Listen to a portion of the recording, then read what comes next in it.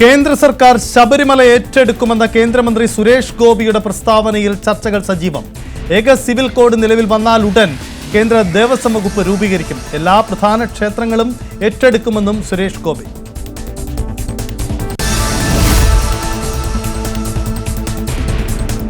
CPIയുടെ പുതിയ ജനറൽ സെക്രട്ടറിയെ ഇന്നറിയാം. ദേശീയ എക്സിക്യൂട്ടീവ്, ദേശീയ കൗൺസിൽ അംഗങ്ങളെയും ഇന്ന് തീരുമാനിക്കും. പ്രായപരിധി കർശനമായി നടപ്പാക്കണമെന്ന് കേരള ഘടകം. ഡി രാജയ്ക്ക് ഇളവ് നൽകുമോ എന്നതിൽ മറ്റു സംസ്ഥാന ഘടകങ്ങളുടെ നിലപാട് നിർണായകം.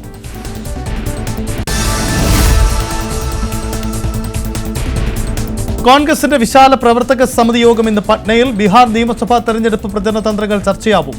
വോട്ട് കൊള്ള ആരോപണം കൂടുതൽ സജീവമാക്കാനുള്ള രൂപരേഖയും ചർച്ച ചെയ്യും.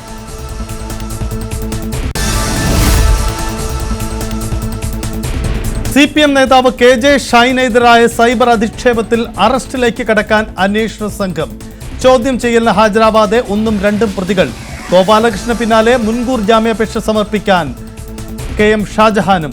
മെറ്റയുടെ റിപ്പോർട്ട് കാത്ത് പോലീസ്.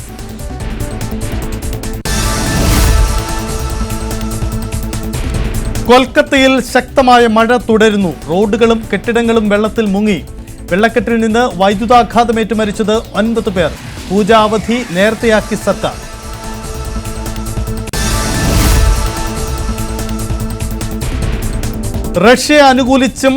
റഷ്യയെ വിമർശിച്ചും ഇസ്രയേലിനെ അനുകൂലിച്ചും UN പൊതുസഭയിൽ ഡൊണാൾഡ് ട്രംപ്. സമാധാനം ആഗ്രഹിക്കുന്നവർ ബന്ദികളെ മോചിപ്പിക്കാൻ ഒറ്റക്കെട്ടായി നിൽക്കണമെന്ന് പരാമർശം. റഷ്യയോട് ചെറുത്തു നിൽക്കുന്ന സെലൻസ്കി ധീരനെന്നും ട്രംപ്.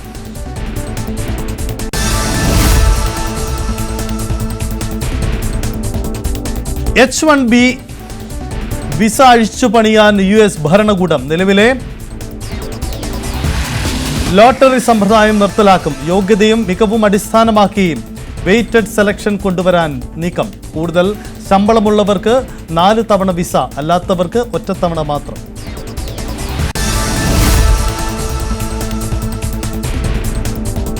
തിരുവനന്തപുരം വെണ്ണിയൂരിൽ വീട് കുത്തിത്തുറന്ന് മോഷണം. 90 പവനും 1 ലക്ഷം രൂപയും കവർന്നു. കവർച്ച നടന്നത് റിട്ടയേർഡ് ഫയർഫോഴ്സ് ഉദ്യോഗസ്ഥൻ ഗിൽബർട്ടിന്റെ വീട്ടിൽ.